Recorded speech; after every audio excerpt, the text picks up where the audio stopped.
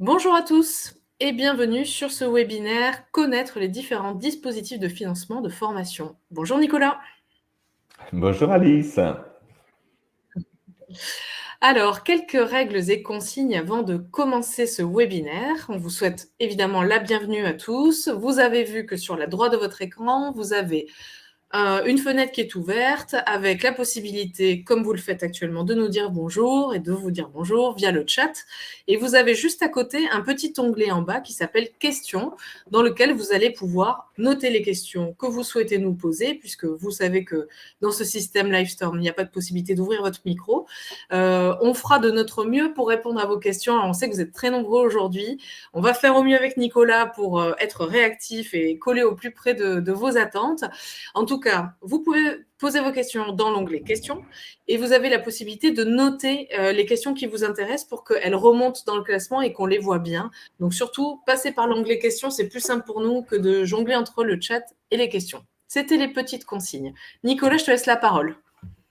Alors, on est dans le cadre des semaines de l'évolution professionnelle, donc on est très heureux avec Alice de vous accueillir pour ce webinaire spécifique sur les différents dispositifs de financement de la formation. Sachez que, mais vous devez le savoir, que sur le site des semaines de l'évolution professionnelle, vous pouvez retrouver tout notre planning et donc ça dure jusqu'à vendredi, qu'à partir de la semaine prochaine, vous retrouverez tous les replays sur le site et sur la chaîne YouTube, qu'ils sont organisés par les opérateurs du Conseil en évolution professionnelle, l'APEC, qui est l'opérateur pour les cadres, et puis les opérateurs régionaux comme le réseau EVA, Groupement Évolution. Je ne les nomme pas tous, mais en tout cas, on est très heureux de vous accueillir aujourd'hui. Donc, on est ensemble jusqu'à midi, 1 heure, sur les dispositifs de financement de la formation. Merci Nicolas. Alors moi je me présente, je suis Alice Denmanivong, je suis manager de groupement donc pour le réseau EVA en Nouvelle-Aquitaine et je co-anime ce webinaire avec Nicolas Huot, qui est le collègue d'Alice. Vous l'aurez compris, on travaille tous les deux dans le même organisation, le réseau EVA de Nouvelle-Aquitaine. Et moi, particulièrement, je suis en charge du développement des partenariats sur la région. Donc, on l'a répété, aujourd'hui, la thématique, c'est connaître les différents dispositifs de financement de la formation. On va vous réexpliquer quand même si la plupart d'entre vous connaissent déjà, le conseil en évolution professionnelle, qu'est-ce que c'est, pour qui, comment ça fonctionne. Et puis après, on va rentrer très vite dans le vif du sujet en vous donnant un panorama des dispositifs de financement de la formation, dispositifs qui sont souvent soit à la main de l'entreprise, à la main conjointe de l'entité du salarié ou à la main du salarié, tout simplement. Alors, on a plein de choses à vous dire. C'est pour ça qu'on risque d'aller un peu vite. N'hésitez pas du coup à poser vos questions dans l'onglet questions. On va faire de notre mieux pour que ça soit le plus clair possible. Et puis, on vous donnera les ressources, en tout cas, si jamais on n'a pas l'occasion de répondre à tout, pour que vous puissiez aller plus loin. On commence par le conseil en évolution professionnelle. Alors, qu'est-ce que c'est C'est une mission de service public, c'est un service qui est gratuit, pour faire simple, de conseil de carrière, qui permet donc à chaque actif de pouvoir être écouté et de pouvoir être aiguillé. Donc là, nous, on va accompagner particulièrement les salariés de droit privé et les indépendants à faire le point sur leur situation professionnelle et, le cas échéant, élaborer, formaliser et mettre en œuvre une stratégie visant l'évolution professionnelle. C'est un service qui est entièrement gratuit, qui est bien sûr confidentiel. Ce qui se dit entre le bénéficiaire et le conseiller en évolution professionnelle reste dans le cadre du secret professionnel. C'est un service qui est neutre, qui est impartial et qui est accessible. On n'est pas là pour juger de la pertinence de l'état d'avancement des projets. On accueille tout le monde, des personnes qui peuvent parfois avoir des difficultés sur l'outil informatique, des difficultés sur la langue française. On s'adapte et on accompagne tout le monde avec l'objectif de pouvoir déjà faire un premier point sur sa situation professionnelle. C'est pour qui, Nicolas? À moi, Alice, merci. Pour qui le conseil en évolution professionnelle? J'ai envie de dire pour tout le monde. Toutefois, le mandataire du conseil en évolution professionnelle, France Compétences, a organisé les choses par situation et par statut surtout. Et donc, nous, le réseau EVA comme nos collègues, les opérateurs régionaux, nous accueillons les salariés du secteur privé et les travailleurs indépendants. Vous l'aurez compris, les cadres seront accompagnés par l'APEC. Les demandeurs d'emploi, historiquement et depuis toujours, ils sont toujours accompagnés par Pôle emploi. Les jeunes de moins de 26 ans seront accompagnés par le réseau des missions locales, les jeunes en demandeurs d'emploi, les jeunes qui seraient sous statut de salariés pourront choisir entre la mission locale ou l'opérateur régional. Et enfin, les personnes en situation de handicap seront accompagnées par Cap Emploi. Alors concrètement, qu'est-ce qu'on va faire? On va, écouter les personnes qu'on va accueillir et puis, essayer de les guider, de les aiguiller, de co-construire avec eux autour des thématiques qui touchent à l'évolution professionnelle et ça, on sait que c'est très large, et justement, on va s'adapter à toutes les thématiques qui pourraient toucher à l'évolution professionnelle. On va aborder les questions de développement des compétences, bien sûr les questions de reconversion et de transition, professionnelle, hein. On associe souvent le CEP, le conseil en évolution professionnelle à la reconversion, mais vous voyez, on ne fait pas que de la reconversion. On accompagne aussi sur la question de la reprise ou de la création d'activités, autour de la certification professionnelle et toutes les questions qui touchent à la mobilité externe ou à la mobilité interne. Et on sait qu'il y a beaucoup de salariés qui souhaitent évoluer professionnellement, mais qui souhaitent rester dans leur secteur d'activité, voire même dans leur entreprise. Et nous, on peut être aussi en appui sur ces questions-là. Comment ça va se passer très concrètement? On reçoit les personnes à l'occasion d'un premier conseil individualisé. C'est un rendez-vous d'1 h 30 au cours duquel on va pouvoir écouter quelle est la demande de la personne qui vient vers nous, lui donner un premier niveau d'information et puis l'aider à identifier les démarches éventuelles et les suites à donner, définir un plan d'action pour faire très simple. Et puis, parfois, les personnes, ça peut leur suffire à ce stade, et puis elles ont suffisamment de matière pour continuer, ou elles souhaitent qu'on engage un accompagnement personnalisé qui pourra durer entre 6 et 18 mois, où le conseiller pourra faire des points réguliers en fonction de la disponibilité du bénéficiaire et puis de son propre emploi du temps, de manière à construire un projet professionnel et puis être en appui dans sa mise en œuvre. Alors, pour prendre rendez-vous, c'est simple.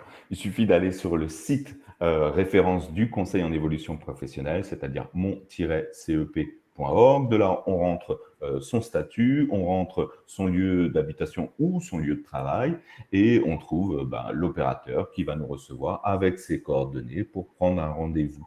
J'en profite pour ajouter une petite chose, Alice. Tout à l'heure, j'ai oublié quelque chose. Voilà. Et les fonctionnaires, tout à l'heure, j'ai présenté tous les opérateurs en fonction du statut. Et au moment où je t'ai laissé la main, j'ai oublié de parler des fonctionnaires. Donc, nous n'accueillons pas, le Conseil en évolution professionnelle n'accueille pas les agents de la fonction publique, quelle que soit la fonction publique dans laquelle ils travaillent, que ce soit la fonction territoriale ou la fonction publique d'État. Il y a des services en interne. Donc, l'équivalent du conseil en évolution professionnelle sera opéré par le centre de gestion, par exemple, pour les fonctionnaires de la territoriale.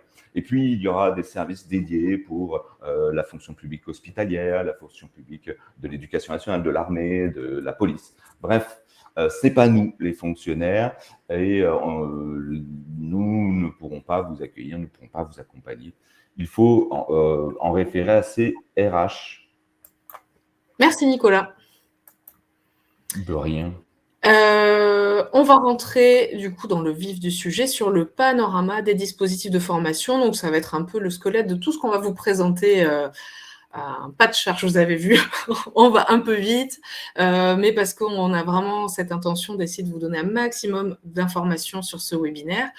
Alors, il existe différents leviers pour pouvoir construire un projet et financer un projet d'évolution professionnelle. Il y a une porte d'entrée qui sera celle à l'initiative de l'employeur. Donc, le salarié peut avoir des souhaits d'évolution, le partager avec l'employeur. Et puis, l'employeur a un certain nombre d'obligations, notamment celui de déterminer un plan de développement des compétences avec l'aide de son OPCO et le financement de son OPCO. Il y a la possibilité de verser des dotations supplémentaires sur le compte personnel de formation. Il y a des enveloppes financières telles que le FNE Formation. Il y a des dispositifs comme Transition collective. On va vous les détailler, là je les présente très rapidement. Un autre levier, ça va être d'un commun accord. Le salarié et l'entreprise sont plutôt d'accord sur un projet et il va pouvoir se faire notamment par le biais de l'alternance. Donc on évoquera le contrat de professionnalisation, le contrat d'apprentissage et la PROA, avec un financement OPCO derrière. Et puis, il y a différents dispositifs qui peuvent être, cette fois, à l'initiative du salarié, tels que le compte personnel de formation, et on en entend beaucoup parler en ce moment, donc ce sera l'occasion d'y revenir et puis d'éclairer certains points. Il y a le projet de transition professionnelle, le PTP, le dispositif démissionnaire, et puis des dispositifs plus historiques comme le bilan de compétences, la VAE, le certificat CLEA qui est lui un peu plus récent. Alors le CEP, on l'a déjà évoqué, on n'y reviendra pas à la fin, si ce n'est de vous dire tout au long que le Conseil en évolution professionnelle est toujours l'interlocuteur des salariés, hein, évidemment, mais on n'y reviendra pas à la toute fin. Donc voilà pour notre programme. Chargé. Chargé. Mais vas-y, Nicolas. Alors, à l'initiative de l'employeur, déjà, si vous ne les connaissez pas, vous avez un OPCO qui vous soutient.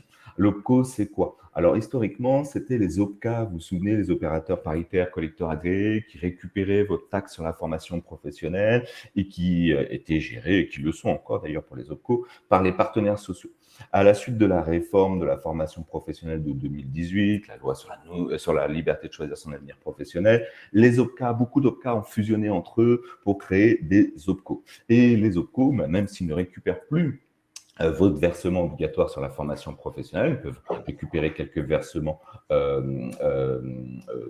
l'initiative de la branche volontaire, voilà, des versements volontaires, c'était le terme que je cherchais, et puis ils vont permettre de financer des contrats en alternance, par exemple. Donc, votre OPCO a récupéré la compétence sur le développement du contrat d'apprentissage. Vous savez, avant, c'était dédié beaucoup à la région, aux régions.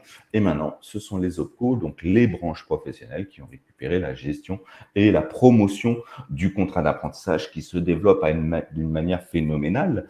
Le contrat de professionnalisation, tout ce qui est de l'ordre de l'alternance. Ils sont là aussi pour soutenir l'élaboration et le financement des plans de développement des compétences. On y reviendra.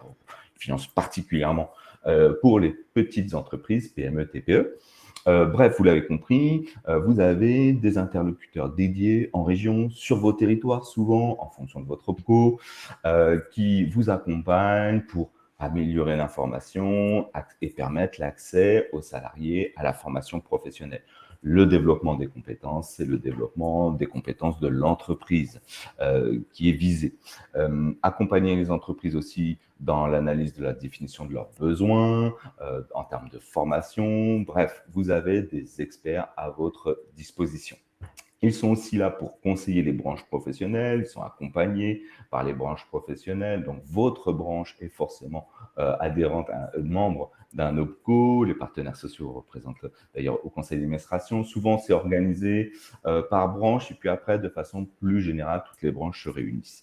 Ils établissent des études, des observatoires, ils ont une GEP, donc du coup, gestion des emplois et des parcours professionnels, et ils permettent donc de déterminer tous les niveaux de prise en charge des contrats d'apprentissage, des contrats de professionnalisation, de la PROA.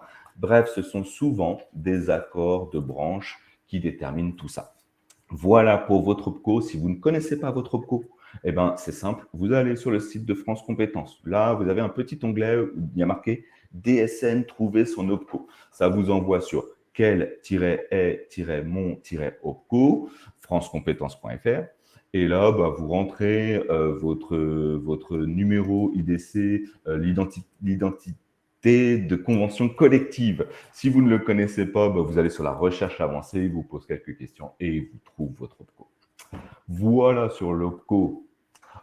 On passe au plan de développement des compétences qui remplace le plan de formation. Donc, l'objectif du plan de développement de compétences, c'est d'adapter les compétences de vos salariés à leur poste de travail et aussi de veiller au maintien dans l'emploi de vos salariés. Bref, c'est extrêmement important, particulièrement dans un environnement en pleine mutation. Beaucoup de branches, vos entreprises sont en mutation et ont besoin du coup d'adapter les compétences, les connaissances de leurs salariés par rapport à ces mutations que vous vivez. Ce sont des actions de formation qui sont donc recensées sur ce plan de développement des compétences. Si vous n'en avez jamais fait si vous n'en avez jamais fait, si vous avez besoin d'accompagnement, je réitère tout à l'heure ce que je disais, votre OPCO est là pour vous aider à le réaliser. Ce plan permet d'envisager des formations qui soient en formation non obligatoire ou non obligatoire. Vous savez, il y a des formations légales et obligatoires, puis des formations non obligatoires. Vous pouvez décider, de façon volontaire aussi, de financer des bilans de compétences, de la VAE, des actions contre l'illettrisme, le CLEA, on y reviendra. Tout ça peut être suivi en situation de travail. Vous savez, les modalités de la FEST, en présentiel, en toute ou partie à distance aussi. Vous pouvez monter des plans de formation avec des organismes de formation. Ça peut être sur le temps de travail. C'est souvent sur le temps de travail. Si c'est sur hors temps de travail, dans ces cas-là, c'est avec un accord écrit de votre salarié. Bref, vous l'avez compris, le collaborateur qui serait en formation dans le cadre du plan de développement des compétences conserve son statut de salarié, conserve sa protection sociale. Et enfin, vous l'avez lu, les entreprises de moins de 50 salariés bénéficient d'un financement sur leur plan de développement des compétences. Est-ce que ça va, c'est clair? N'hésitez pas à poser des questions. Alors, je n'en vois pas, c'est pour ça que je passe à la slide suivante. Ouais, super. On a parlé donc du coup du plan de développement des compétences qui est axé sur les besoins de l'entreprise et l'adaptation du poste ou du moins des compétences des salariés par rapport à ce besoin. Et puis, vous connaissez maintenant le CPF. CPF, on en a entendu parler, hein, je crois. On a reçu tous un mail, un SMS qui nous faisait croire qu'on allait perdre notre CPF. Bon, c'était souvent frauduleux, voire tout le temps frauduleux. Quoi qu'il en soit, sachez que ce CPF, qui est donc un outil de financement de la formation professionnelle à la main de vos salariés, eh ben, il peut vous permettre de soutenir votre salarié, inciter votre salarié à se former. Vous pouvez soutenir parce que vous allez abonder le CPF de votre salarié. Pour rappel, on reviendra sur le CPF, Alice vous le présentera tout à l'heure, mais pour rappel, il est plafonné, ce CPF.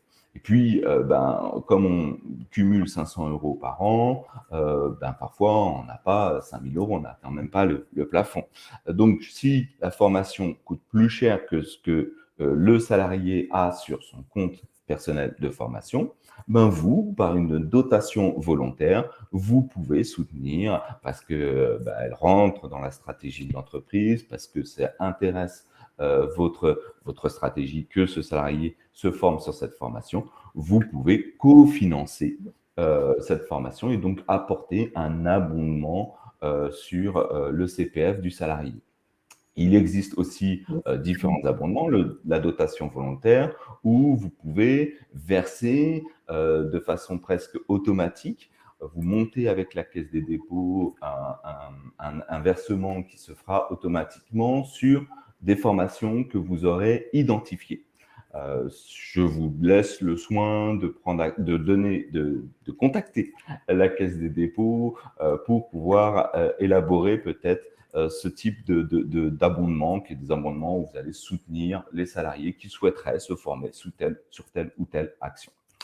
Voilà en gros ce que je pouvais dire sur les abondements du CPF. Il y a aussi le fait que, vous savez, sur le CPF, votre salarié se forme, il peut se former hors temps de travail. S'il se forme sur le temps de travail, dans ces cas-là, tu vas peut-être l'évoquer après, Alice, hein, je l'évoquais juste sur le forme de l'abondement par l'autorisation d'absence. Vous pouvez autoriser votre salarié à s'absenter et donc à se former sur son temps de travail. Et donc, c'est une forme d'abondement aussi. Vous soutenez votre salarié qui se forme sur son CPF parce que vous l'autorisez à se former sur son temps de travail. Voilà sur l'abondement, la dotation volontaire de l'employeur. Super, merci Nicolas. Alors, je vois que vous êtes en train de poser beaucoup de questions. On va avancer sur le déroulé. On va essayer à minima de répondre dans le chat, dans la partie questions à vos questions, parce que c'est vrai que ça risque de ne pas être très simple. Nicolas, je te laisse peut-être les regarder pendant que j'avance sur le FNE formation. Alors, le FNE formation, c'est une enveloppe financière qui a été renforcée au moment de la crise du Covid pour venir en aide à un certain nombre d'entreprises. Alors, c'est une enveloppe financière qui va permettre de financer des actions de formation concourant au développement des compétences de vos salariés. Par exemple, on l'a évoqué, des actions de formation concourant au développement des compétences, ça peut être des bilans de compétences, ça peut être de la VAE, mais ça peut être aussi tout type de formation inscrite au RNCP, Répertoire national des certifications professionnelles ou répertoire spécifique, des formations du type tuteur ou maître d'apprentissage. Enfin, voilà, il y a quand même pas mal de choix dans le type de formation qui sont finançables via cette enveloppe-là. Elle va concerner l'ensemble des entreprises, mais quand même sous condition, ça va plutôt venir en soutien des entreprises qui ont eu recours à l'activité partielle, donc AP ou APLD, ou des entreprises qui sont en difficulté au sens de l'article L233.3 du Code du travail, donc avec des baisses par exemple de commandes très importantes, ou des entreprises qui seraient en mutation et ou reprise d'activité. Donc, l'éligibilité des entreprises, c'est celle-ci. Il faut répondre à ces critères-là. Et les salariés qui pourraient être concernés par les formations que j'ai évoquées, les actions de formation que j'ai évoquées précédemment, ce sera tous les salariés de l'entreprise, à l'exception des salariés qui seraient en alternance, des salariés pour lesquels on a déjà une notification de rupture du contrat de travail à venir, ou les salariés appelés à quitter l'entreprise par un PSE ou une rupture conventionnelle collective pour lesquels il existe d'autres dispositifs qui permettraient de financer des actions de formation. Quand on parle d'enveloppe financière, on va parler de prise en charge de coûts de la formation, donc coûts pédagogiques et frais annexes, et du montant de la rémunération des personnes formées. Cette aide FNE, cette enveloppe, elle va venir donc en cofinancement, hein, et elle va pouvoir prendre en charge ces coûts-là, donc coûts péda plus rémunération, à hauteur de 70% pour les petites entreprises. Alors vous voyez, il y a des petites subtilités, mais pour faire très simple, 70% pour les petites entreprises, 60% pour les moyennes entreprises et 50% pour les grandes entreprises. Dans tous les cas, l'interlocuteur, vous n'allez pas être surpris, c'est l'OPCO, donc l'opérateur de compétences dont vous dépendez. Nicolas vous a bien expliqué quels étaient leurs rôles et comment déterminer quel est son OPCO. En tout cas, pour toutes les questions qui sont en lien avec l'enveloppe du FNE Formation, on vous renvoie vers votre OPCO, en sachant que chaque OPCO a un site internet qui détaille extrêmement bien comment est-ce que ça fonctionne et comment est-ce qu'on constitue sa demande. Hein. On est souvent sur du dématérialisé, donc vous avez un espace et vous pouvez monter votre demande et être accompagné par votre conseiller formation de l'OPCO. Donc la différence entre AP et APLD, je vois à la volée. Oui, tu as vu la question. Voilà. En fait, l'APLD, c'est ce qu'on a beaucoup utilisé, c'était l'activité partielle de longue durée. L'activité partielle, alors je n'ai pas les détails réellement des seuils qui déterminent l'un et l'autre. Dans tous les cas, les deux fonctionnent pour le bénéficier de l'enveloppe du FNE Formation. Après, je ne sais pas si toi, Nicolas, tu sais la différence entre l'activité partielle et l'activité partielle de longue durée. Non, pas spécifiquement, si ce n'est que pour la PLD, il faut avoir vu sa DRETS, la direction du travail, pour pouvoir la valider. Mais, dans tous les cas, c'est ça, ce sont souvent des entreprises qui ont déjà été dans le viseur des DRETS et qui du coup vont pouvoir effectivement aiguiller sur l'éligibilité à ce type de dispositif. Les OPCO ont beaucoup travaillé avec les DRETS sur la gestion de ces enveloppes-là. Le FNE, est-ce qu'il est possible, j'ai vu dans le secteur de l'agriculture, en fait, ça concerne toutes les entreprises. Maintenant, dans le secteur d'activité de l'agriculture, votre opérateur de compétences, c'est Ocapiat. Donc, on va plutôt vous orienter vers votre opérateur de compétences pour voir les subtilités du dispositif. Pour toutes les questions vraiment très spécifiques, vraiment, on vous renvoie vers vos opérateurs de compétences. On ne voudrait pas dire de bêtises qui seraient au détriment ensuite de la collaboration avec les collègues des OPCO. On vous donne un premier niveau d'info. Vous savez que c'est une possibilité, qu'elle existe, et on vous renvoie vraiment soit vers les sites internet de votre OPCO, soit carrément de prendre attache auprès de votre conseiller formation de votre OPCO. Exactement. Merci Alice. Un petit mot sur le tout dernier dans la famille, le transition collective, donc Transco, donc qui a été poussé par les partenaires sociaux fin 2020, créé réellement début 2021. Dans un contexte de crise sanitaire, encore une fois, et donc qui a impacté beaucoup d'entreprises. Ce dispositif, alors, ne concerne pas que les entreprises touchées par la crise sanitaire, ça peut être aussi des entreprises qui sont en mutation écologique, des mutations économiques. En tout cas, il y avait cette volonté de pouvoir permettre aux employeurs d'anticiper toutes ces mutations et de sécuriser les reconversions des salariés qui pourraient être particulièrement touchés par ces mutations, ces changements, qui souhaiteraient se reconvertir vers des métiers dits porteurs de leur bassin de vie, des métiers dits en tension. Donc, il y a deux volets dans le transco, dans le transition collective. Il y a le transco, on va dire, classique, et le transco congé de mobilité, rupture conventionnelle collective. Donc, il y a deux portes d'entrée pour faire bénéficier de ces salariés à transco. Ça se veut collectif parce que la porte d'entrée, elle est du côté de l'employeur et que c'est donc l'employeur qui va déterminer s'il rentre ou pas dans ce dispositif. Après, les projets des salariés seront bien sûr individuels. On ne va pas imposer aux salariés de tous se reconvertir vers le même métier. Mais voilà, donc les entreprises qui peuvent rentrer dans Transco sont celles qui sont impactées et qui ont déterminé une liste des emplois qui sont fragilisés dans sa structure, mais ça peut être aussi des entreprises qui sont de l'autre côté et qui ont des besoins en recrutement et qui souhaiteraient du coup se manifester pour dire qu'ils sont tout à fait ouverts à recruter des personnes qui donc se seraient formées sur ces métiers porteurs. Donc, il y a des critères effectivement pour en bénéficier. Là encore, on va renvoyer vers les collègues des opérateurs de compétences, mais aussi vers les DARP, les nouveaux délégués à l'accompagnement des reconversions professionnelles qui sont toutes les DRED, c'est Direction du Travail, qui sont aussi des très bons relais. Et on ne peut pas ne pas parler de nos collègues de Transition Pro. Transition Pro, c'était les fonds gestifs par le passé. On les connaît pour différentes missions qu'ils ont et on va reparler d'eux par la suite. Dans le cadre de Transition Collective, ils ont un rôle aussi extrêmement important puisque ce sont eux, alors en Nouvelle-Aquitaine, ils animent carrément une plateforme autour de ce dispositif et ils sont des vrais relais et pour les employeurs et pour nous, opérateurs CEP, puisque notre rôle, ça va être d'accompagner tous ces salariés qui sont dans cette phase-là de souhait de reconversion, qui sont volontaires pour rentrer dans le dispositif. L'entreprise le propose et c'est le salarié qui va dire « Ok, moi, ça m'intéresse ». Le CEP sera là pour l'accompagner à constituer son dossier de financement de formation qui sera ensuite instruit par Transition Pro. Et donc, on a vu, il y a deux transco. Le transco classique qui va concerner des salariés qui ont un métier dit fragilisé et qui sont en CDI, en CDD ou même en intérim, pas de souci, qui vont pouvoir bénéficier d'une action de formation qui pourra durer jusqu'à 24 mois pour se reconvertir vers un métier porteur. Et puis, il y a le transco congé de mobilité, donc qui là va être dans d'autres conditions. Les salariés éligibles sont forcément, eux, en CDI.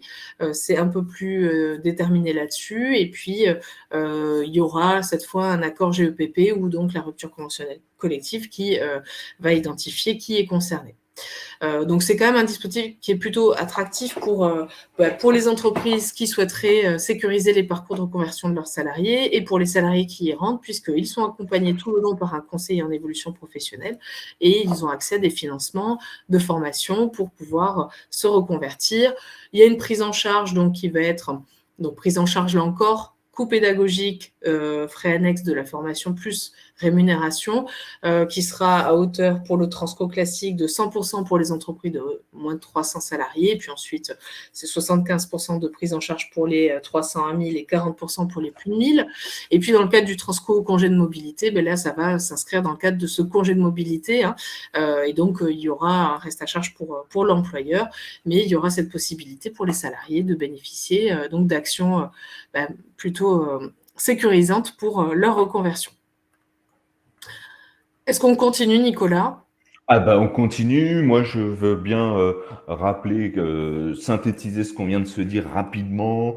Donc, du coup, à la main de l'entreprise, je vous rappelle que vous aviez le plan de développement des compétences qui va vous permettre de structurer les besoins de compétences sur votre entreprise auprès de vos salariés. Effectivement, j'ai pas répondu aux questions, mais le financement est plutôt orienté, ciblé, entreprise de moins de 50. Il y a pratiquement pas ou peu de financement du plan de développement des compétences pour les entreprises de plus de 50. C'est pour ça que aujourd'hui, avec Alice, on vous présente tous les dispositifs. Parfois, il va y avoir une stratégie de trouver d'autres moyens comme l'abondement du CPF de vos salariés peut-être. Puis, il y a le FNE que vous a présenté Alice pour les entreprises qui auraient de l'activité partielle. Et enfin, le Transco, c'est pour les employés, les salariés qui seraient sur des postes fragilisés et qui leur permet du coup de se reconvertir sur des métiers porteurs. Voilà sur le premier niveau. Maintenant, on rentre sur d'un commun accord entre l'entreprise et le salarié et la possibilité de recruter des demandeurs d'emploi sur un contrat de professionnalisation. Le contrat de professionnalisation, qui est un contrat donc en alternance, va s'adresser à des publics demandeurs d'emploi, des jeunes de 16 à 25 ans ou demandeurs d'emploi de 26 ans et plus, ou des minima sociaux ou une personne en contrat unique d'insertion. Il permet d'orienter la personne sur des diplômes ou des titres qui correspondent peut-être au registre, qui sont enregistrés en tout cas au registre national des certifications professionnelles, ou des formations, des diplômes, des certifications qui pourraient être reconnues par votre convention collective nationale de branche, ou ouvrant droit à un CQP, un certificat de qualification professionnelle de la branche ou interbranche. Le contrat de professionnalisation a une durée minimale de 6 mois jusqu'à 12 mois. Il peut se faire en CDD ou en CDI, pardon. Il peut monter jusqu'à 24 ou 36 mois en fonction de la formation initiale, du statut ou de la durée de formation envisagée. Et puis enfin, la rémunération aussi va se calculer en référence à la durée, au statut de la personne, à son âge, et aussi au niveau excusez-moi, je perds mes mots, au niveau de la durée du contrat. Pour le financement des contrats de professionnalisation, c'est votre OPCO, comme je le disais au début, votre OPCO finance maintenant à récupérer la compétence sur les contrats en alternance. On va évoquer juste après le contrat d'apprentissage. Le contrat de professionnalisation se fait donc sous certaines conditions et des aides peuvent aller jusqu'à 5 000 € pour un alternant de moins de 18 ans et 8 000 € pour un alternant majeur jusqu'à 29 ans révolus.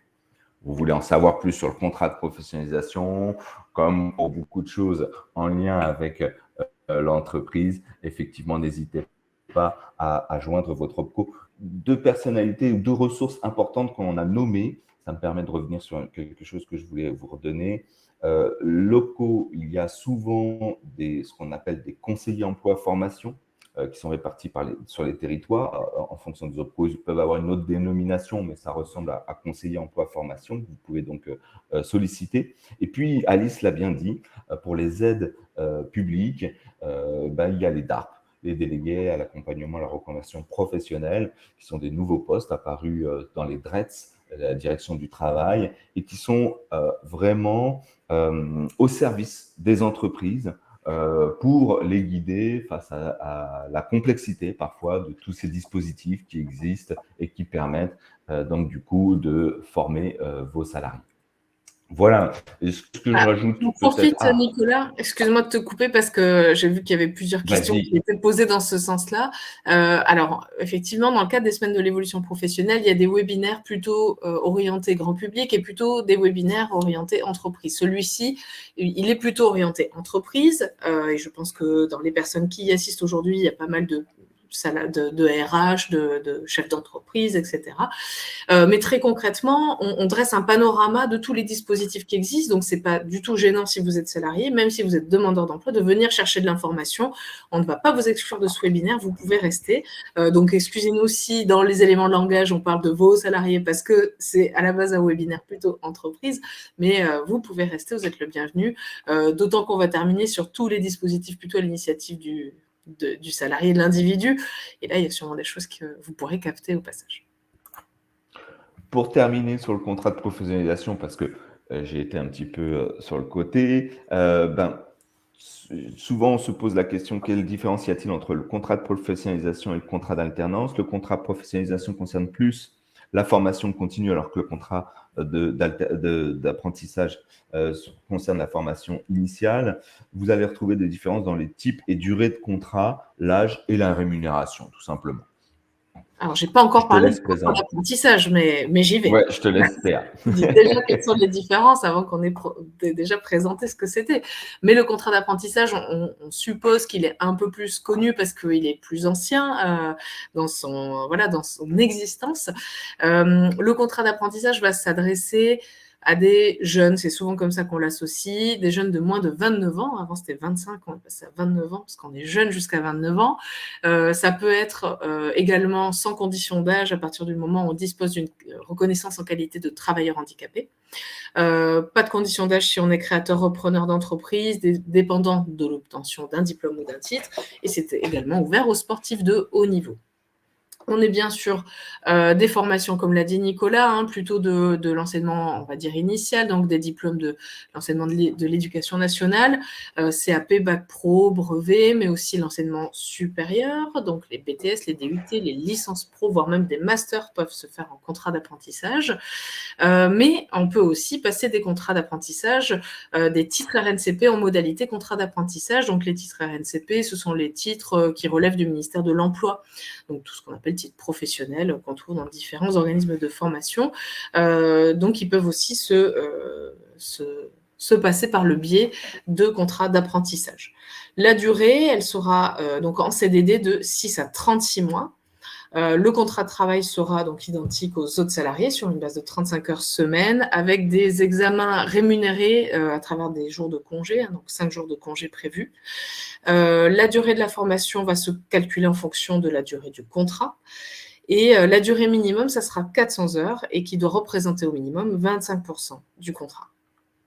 Là aussi, il y a du financement par l'OPCO. Nicolas a bien réexpliqué l'histoire. Auparavant, c'était les régions qui géraient les contrats d'apprentissage. Maintenant, ce sont les opérateurs de compétences qui vont être là pour financer et pour en faire également la promotion. La rémunération, elle sera déterminée par l'âge de l'alternant, donc de plus en plus importante en fonction de l'âge, mais également en fonction du niveau de la certification qui sera visée. Il y a des aides à l'embauche, donc de 5 000 € à l'embauche d'un jeune de moins de 18 ans et de 8 000 € pour l'embauche d'un jeune de plus de 18 et de moins de 30. Donc, des mesures plutôt attractives, s'il les fallait, puisque Nicolas l'a bien dit en introduction, l'apprentissage a vraiment explosé ces dernières années et on voit bien que ça le vent en poupe. Et c'est une modalité totalement très, très intéressante pour les apprenants, pour les apprentis et pour les entreprises qui misent sur des contrats d'apprentissage qu'ils espèrent sûrement garder par la suite. Donc voilà pour le focus contrat d'apprentissage. Un petit dernier de la réforme, oui. La PROA. Vas-y, Nicolas. La PROA, alors la PROA, ça concerne vos salariés, justement. Toujours l'apprentissage par l'alternance, mais pour vos salariés en CDI ou les salariés en contrat d'insertion. Pour les CDD, ça sera uniquement les sportifs et entraîneurs professionnels. Bref, enfin, c'est pour vos salariés, mais il faut qu'ils n'aient pas atteint le niveau du diplôme ou de la qualification visée sur le RNCP et un niveau Bac+3, un niveau de licence, pour pouvoir y accéder. Le but étant donc du coup de permettre la reconversion ou la promotion d'un de vos salariés. C'est souvent une reconversion en interne et qui permet donc du coup à votre salarié d'accéder à un diplôme, une certification professionnelle, une qualification reconnue par la convention collective. Elle peut se passer par l'intermédiaire de la VAE. On peut faire de la PROA pour une VAE ou de la PROA pour le certificat CLEA. On viendra sur la VAE et le certificat. La durée est entre minimum de 6 à 12 mois, mais elle peut être étendue pour les jeunes de 16 à 25 ans, comme vous pouvez le lire, ou pour d'autres types de publics, ou lorsque la nature des qualifications prévues l'exige selon les conventions de branche. La durée minimale de la formation, qui se fera en alternance, comme vous l'avez compris, sera de 150 heures. Le financement est toujours au sein de votre OPCO. Élément important, les financements de la PROA peuvent différer en fonction des branches professionnelles auxquelles vous êtes adhérente ou auxquelles vous appartenez plutôt. Donc, toujours pareil, on insiste un peu beaucoup avec Alice. N'hésitez pas à contacter votre OPCO pour en savoir plus. Et des exemples de PROA qui marchent bien, on en a pléthore. Il y a des accompagnements de nos CEP orientent vers la PROA parfois. Le salarié peut proposer du coup un projet qui peut parfois être financé par la PROA, mais c'est toutefois un dispositif à votre main, vous, entreprise, vous allez vous retourner vers votre pro, même si c'est votre salarié qui a été source de proposition, vous allez vous retourner vers votre pro pour savoir si vous pouvez financer le projet de votre salarié. Et puis après, vous pouvez vous aussi être source de proposition auprès d'un salarié et lui dire, bah, tenez, on pourrait envisager que vous montiez en compétence, on pourrait envisager une reconversion sur tel ou tel poste, et on passerait dans ces cas-là par la PROA qui pourrait être finançable par votre pro. Voilà sur la PROA, est-ce que ça va? C'est assez clair? Alors, c'était pas cette question que j'allais pousser et ça a bougé au moment où vas-y. j'ai cliqué parce que c'est parce que tu sauras répondre sur la différence entre contrat Oui, pro et bah, le contrat pro. contrat pro va concerner des demandeurs d'emploi. La PROA va concerner vos salariés, pour faire simple. Parfait. Et alors, dans le même style, pour faire simple, tu l'as dit en introduction, mais on va essayer de le requalifier, les différences, enfin les spécificités, apprentissage, contrat pro, juste contrat d'alternance. En fait, l'alternance, c'est le chapeau. C'est ce qui désigne ensuite le contrat pro, le contrat d'apprentissage ou la proie. L'alternance, on a dit contrat d'alternance, je crois, à un moment donné, mais c'est plus une erreur de langage. L'alternance, c'est tout ça. Et à l'intérieur, on a l'apprentissage, le contrat pro et la proie. Et tu as donné des différences qui étaient, il me semble, assez claires tout à l'heure, que je te laisse redire. Ouais, donc du coup, l'alternance, comme le dit Alice, c'est le chapeau, c'est-à-dire que c'est juste que la formation va se faire sur une formation théorique et une formation pratique au sein de votre entreprise. C'est ça qu'on appelle l'alternance. Et dans l'alternance, il y a le contrat de professionnalisation, il y a le contrat d'apprentissage et maintenant, il y a la PROA depuis 2018. Et donc, du coup, la différence entre contrat pro et contrat de professionnalisation, je l'ai évoqué, même Alice m'a dit, bah, attends, on n'avait même pas encore présenté le contrat d'apprentissage, elle avait raison, mais la différence, ça va être dans une souplesse sur le contrat de professionnalisation vis-à-vis des certifications, vis-à-vis des formations visées. Alors que le contrat d'apprentissage, comme vous l'avez vu, va être sur des diplômes de l'éducation nationale ou Formation alors initiale. formation plus initiale, le contrat de professionnalisation va être plus souple et va permettre d'accéder à certaines qualifications qui sont des qualifications reconnues dans la convention, dans des conventions, branches ou interbranches. Mais c'est Et coupé, par puis, exemple, pour la financer par PROA, des contrats pro, contrairement au contrat d'apprentissage qui ne financera pas forcément des CQP. Enfin voilà, ça sera des différences comme ça. Et les différences vont être aussi sur la rémunération. ah C'est pas oui, la tu même as sur un raison. contrat d'apprentissage et sur un contrat pro, même si on a bien vu qu'il y a des différences en fonction de l'âge.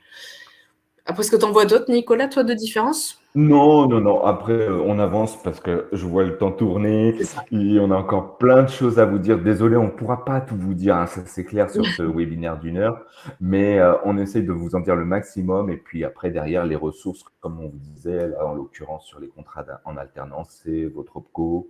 Et puis sur les aides publiques par rapport aux entreprises en difficulté, c'est le DARP, le délégué à l'accompagnement à la reconversion professionnelle. À l'initiative du salarié, maintenant, alors je ne refais pas la synthèse parce que je vois que le temps tourne de la deuxième partie, on passe à la troisième partie. Là, votre salarié, ben, c'est un petit peu aussi ce qui était à la base de cette dernière loi sur la liberté de choisir son avenir professionnel. L'idéologie derrière, c'était de permettre au salarié aussi de se responsabiliser dans la gestion de sa carrière professionnelle. Et donc, du coup, eh ben, aujourd'hui, se sont amplifiés peut-être un peu les outils spécifiques du financement, de la formation professionnelle à la main des salariés. Et avec Alice, ben, on va vous les présenter. Je te laisse, vas-y, Ouais. commencer, Alice.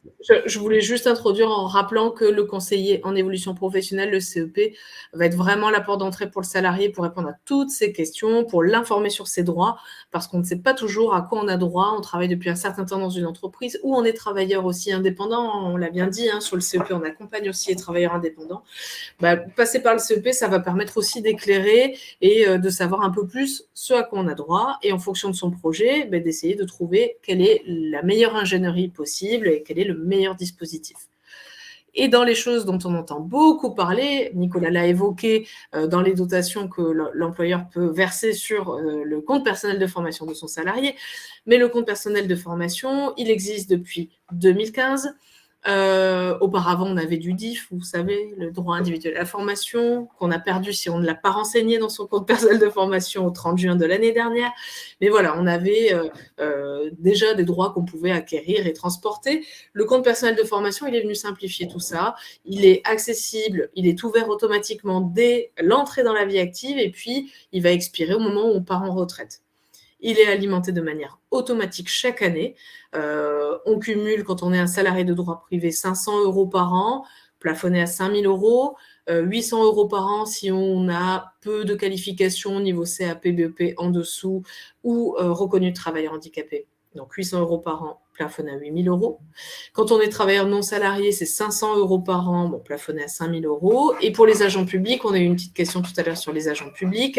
On a aussi du CPF. Celui-ci, il est en heures cette fois. Donc c'est 25 € par an, plafonné à 150 heures, et 50 € par an pour les catégories C, plafonné à 400 heures. Donc dans tous les cas, on n'a rien à faire. Hein, c'est crédité automatiquement. On a le droit quand même de contrôler qu'il n'y a pas eu d'erreur, parce que ça peut arriver. Mais rien à faire. Chaque année, on va pouvoir cumuler des droits à la formation. Pour aller vérifier son compte personnel de formation, il existe donc un site officiel. J'insiste un peu sur ce mot-là parce que Nicolas l'a dit, on a été extrêmement démarchés par des fraudeurs qui voulaient essayer de récupérer l'argent qu'on a sur nos CPF. Alors la Caisse des dépôts qui est derrière l'argent du CPF ne fait pas de démarchage, il n'y a pas de marketing, donc si on reçoit une sollicitation, c'est forcément de la fraude. On a besoin de s'identifier pour pouvoir avoir accès à son CPF via numéro de sécurité sociale, adresse mail valide, renforcée par France Connect maintenant et après-demain France Connect Plus. Enfin voilà, il y a une vraie sécurisation de notre compte parce qu'il est individuel et qu'il permet, quand on a 5 000 €, voire 8 000 €, ça permet quand même de financer des jolis projets. Concrètement, qu'est-ce qu'on va pouvoir financer avec son CPF ? Alors, comme son nom l'indique, on va pouvoir financer des formations, mais pas n'importe quelle formation, il faut qu'elle soit certifiante ou qualifiante, inscrite au RNCP, le fameux répertoire national des certifications professionnelles ou répertoire spécifique, mais aussi des blocs de compétences qui constituent ces titres, ces formations qui sont certifiantes. Hein. Donc, on peut suivre une formation en entier ou des morceaux d'une formation. On peut aussi financer des accompagnements à la création reprise d'entreprise avec son CPF, des bilans de compétences, des accompagnements à la validation des acquis de l'expérience. Tout ça, Nicolas en parle tout à l'heure, donc je passe vite. On sait juste que c'est finançable par le CPF. Le CLEA aussi. Des formations liées à des missions de bénévoles et ça c'est aussi intéressant parce que c'est pas toujours connu, on peut aussi financer son permis de conduire, voire des permis C&D par le compte personnel de formation. Le permis de conduire, on sait que ça peut être aussi des leviers, hein, la mobilité, donc c'est intéressant de savoir qu'on peut utiliser l'argent qu'on a sur son CPF pour ça. On a de l'argent et parfois il peut ne pas être suffisant pour pouvoir accéder à un projet, financer un projet. Donc il existe différents types d'abondements. Je ne vais pas revenir sur la partie employeur que Nicolas a très bien détaillé tout à l'heure. Sachez simplement qu'il existe des abondements liés à des dispositifs, par exemple, quand on a été exposé à des facteurs de risque. Travail de nuit, travail répétitif, etc. On a un compte professionnel de prévention, C2P, qu'on appelait avant compte pénibilité, dans lequel on a des points qu'on va pouvoir convertir en euros pour venir compléter son compte personnel de formation si on a un projet de formation qui permet d'être moins exposé à ces facteurs de risque.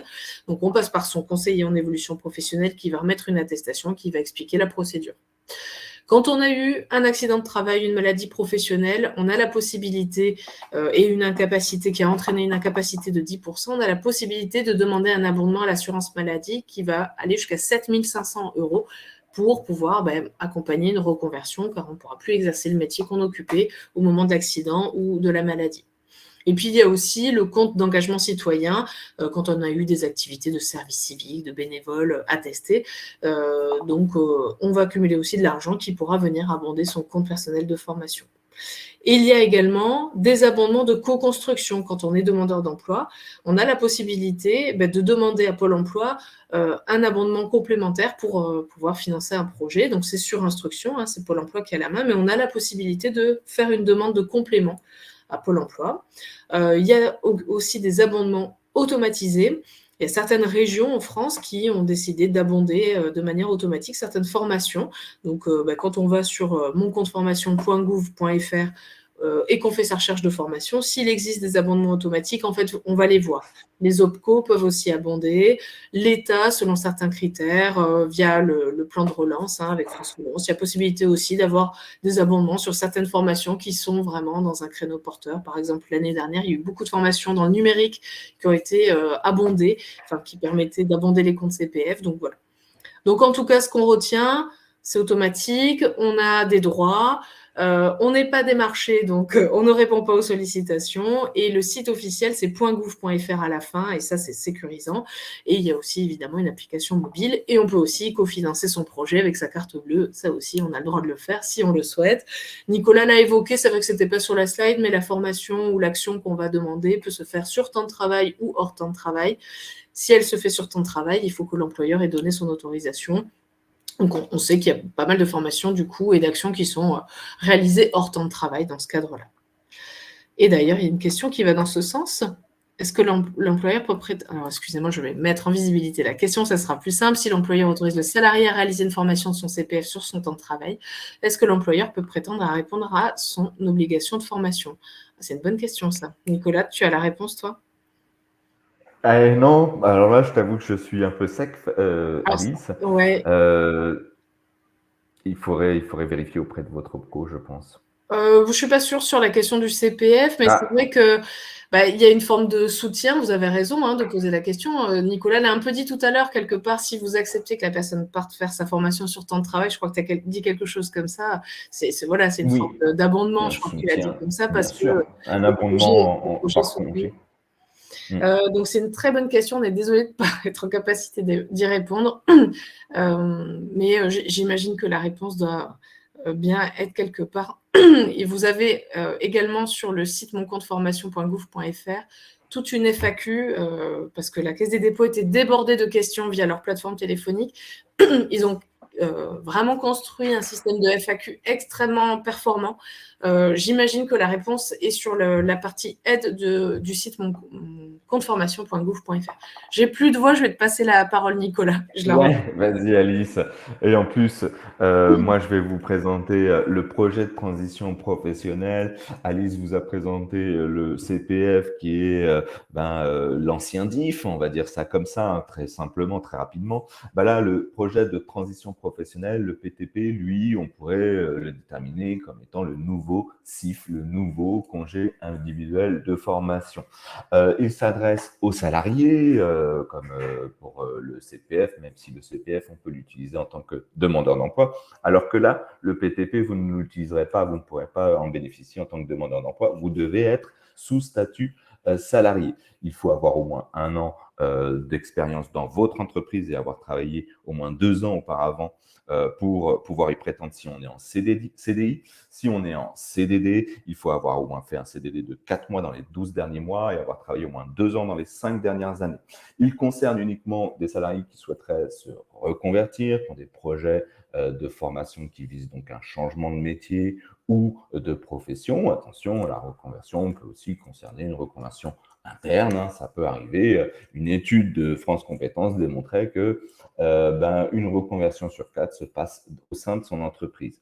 Les formations que l'on peut, sur lesquelles on peut s'orienter sont forcément des formations certifiantes, ce sont exactement les mêmes que vous allez retrouver sur mon compte formation au niveau du CPF. Elles sont donc forcément inscrites au RNCP, au Registre national des certifications, ou au registre spécifique.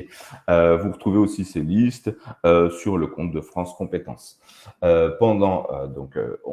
Si on souhaite déposer un dossier, si le salarié, parce que là c'est toujours pareil, c'est à la main unique et seule du salarié, souhaite déposer un dossier de transition professionnelle, pour un projet de transition professionnelle, il faut que le bénéficiaire ait préparé un dossier de demande qui passera en commission régionale. C'est toute une procédure, un processus qui demande aux salariés de s'y prendre au moins 8 mois à l'avance avant son entrée en formation. Parce qu'il devra avoir fini de déposer son dossier auprès de la commission régionale qui est gérée par Transition Pro. On l'a évoqué tout à l'heure, Alice vous l'a dit qu'on allait vous en reparler. Effectivement, ce sont les anciens FONGECIF qui maintenant s'appellent Transition Pro, c'est eux qui gèrent le projet de transition professionnelle, c'est eux qui mettent en place la fameuse commission mensuelle. Il peut y avoir 2 commissions par mois, ça dépend des mois quand c'est très chargé en termes de dossiers, mais en tout cas, c'est au moins une commission mensuelle. Et il demande donc que le salarié dépose son dossier, il ait fini son dossier 4 mois avant l'entrée en formation, et il passera en commission 2 mois avant son entrée en formation. Le salarié il est obligé de vous faire une demande d'absence parce que cette formation se déroulera sur son temps de travail. Cette demande d'absence, si elle est en bonne et due forme, c'est-à-dire qu'il vous a donné, il vous a envoyé son courrier pour vous demander son absence pour congé de formation, au moins 4 mois à l'avance, si sa formation est de plus de 6 mois. S'il l'a fait, c'est qu'il vous a bien indiqué l'organisme de formation dans lequel il va rentrer, l'intitulé de sa formation, les dates de début, les dates de fin. Vous ne pouvez pas refuser son entrée en formation, ou du moins sa demande d'absence. Vous pouvez seulement la différer. Et la différer uniquement si vous avez des obligations de service, c'est-à-dire que son absence aurait un impact sur votre production et que du coup, vous ne pouvez pas vous séparer de lui. Et dans ces cas-là, vous pouvez vous pouvez lui demander de reporter sa formation jusqu'à 9 mois maximum. Vous pouvez aussi lui demander de reporter si vous avez déjà un salarié ou en fonction de la taille de votre entreprise, vous avez un ou plusieurs salariés qui sont déjà en congé formation. Bref, pourquoi vous ne pouvez pas refuser? Tout simplement parce que Transition Pro va prendre en charge les frais de salaire pendant l'absence de votre salarié. Le PTP a l'avantage par rapport au CPF de prendre en charge à la fois les frais pédagogiques comme le CPF, mais il prend aussi en charge, et là c'est la différence du CPF, il prend en charge les frais de salaire et les frais annexes aussi. Parfois, il peut y avoir des frais annexes parce que je vais avoir des frais de mobilité, des frais de logement, etc. STT, c'est sur temps de travail. J'avais vu la question Voilà. avec Nicolas Oui, Villepin, excusez-moi. sur temps de travail. Merci Alice. Et il y a une Donc question voilà. sur le CPF pour les indépendants. Il existe des FAF, des fonds d'assurance formation. Vous en avez en fonction de votre activité d'indépendante. Donc FAF, fonds d'assurance formation. Et il faut que vous trouviez duquel vous dépendez. Vous avez sûrement accès à des financements autres. Je suis désolée, Nicolas, de te couper. Oui, Il reste tu as 2 raison. slides et 3 minutes. Oui. Le dispositif démissionnaire, il est tout nouveau, il date de la dernière réforme. Il existe depuis début 2020. Il permet à des salariés qui ont 5 ans d'ancienneté en continu, donc 1300 jours, et c'est un point très important qu'il faut vérifier à travers le simulateur de Pôle emploi, à savoir est-ce qu'on est vraiment éligible, 5 ans d'activité continue. Et on a un projet de reconversion, formation ou de création, reprise d'entreprise, donc permet de démissionner, de toucher l'allocation chômage. Il y a un dossier à constituer qui passe en commission auprès des collègues de Transition Pro. C'est eux, la commission, qui vont juger du caractère réel et sérieux de ce projet. Et en cas d'obtention de l'attestation du caractère réel et sérieux, possibilité d'aller s'inscrire à Pôle emploi pour, du coup, mettre en œuvre un projet de reconversion ou de création d'entreprise. Le passage par le conseiller en évolution professionnelle est obligatoire pour pouvoir monter ce dossier-là. Du coup, comme on n'a plus de temps, je vais m'arrêter là, simplement dire que ça existe et qu'il ne faut pas hésiter à prendre rendez-vous avec le conseiller en évolution professionnelle qui a toutes les informations sur les détails techniques. Dernière slide en 2 secondes sur le bilan. En 2 secondes, très rapide. Vas-y, Nicolas. Il était dense, notre webinaire. Donc, le bilan de compétences rapidement, tout simplement, c'est pour un salarié, une personne qui souhaite faire un point sur sa situation et qui souhaite chercher un nouveau projet professionnel. Je ne vais pas y revenir longtemps. Souvent, on nous demande qu'est-ce que c'est la différence entre le CEP et le bilan de compétences. Dans le bilan de compétences, on se concentre sur 3 mois, vraiment avec au moins 24 heures, souvent 24 heures d'entretien avec son consultant. Je ne reviens pas là-dessus, il faut qu'on fasse vite. Le CLEA est important parce qu'il permet à des personnes qui n'ont aucune qualification de pouvoir reconnaître un premier niveau de compétences. Les compétences type je sais écrire et parler français, j'ai mes savoirs de base en mathématiques, je maîtrise l'outil informatique. Bref, c'est un bon outil, un bon tremplin pour des personnes qui n'ont aucune compétence et qui voudraient ou qui aucune qualification. Voilà, aucune qualification. Et derrière, hop, je lance. La VAE, on a parlé de formation professionnelle, mais parfois on peut monter des projets en mixte ou alors tout simplement faire valoir ses compétences parce qu'on a de l'expérience professionnelle. Je ne reviens pas sur la VAE, c'est assez connu, on a fêté les 20 ans. La VAP et la VS, bon, c'est particulier. La VAP, c'est pour pouvoir permettre de rentrer dans une formation universitaire. On n'a pas le niveau, mais par l'intermédiaire de la VAP, on reconnaît qu'on a des compétences par des acquis professionnels et on peut accéder à une formation universitaire. La VES, c'est pour reconnaître souvent, majoritairement, des diplômes au niveau national qui auraient été faits à l'étranger, par exemple. Voilà, je ne rentre pas plus, il est déjà midi. Merci beaucoup, merci pour votre écoute. On n'a pas beaucoup de temps. Est-ce qu'on peut encore répondre à quelques Non, questions il ou faut non? rendre Non, on ne peut l'antenne pas. puisque vous savez que les On rend l'antenne, on vous exactement. remercie beaucoup. Merci Nicolas. Merci à tous. On n'oublie pas donc son opérateur de compétences, le site de France Compétences, le site .gouv.fr, moncompteformation.gouv.fr pour le CPF. Et on est désolé d'avoir dû finir un peu en catastrophe et de ne pas avoir répondu à toutes vos questions. Très bonne journée à vous tous et merci Nicolas. Merci Alice, à la prochaine. Au revoir. Au plaisir.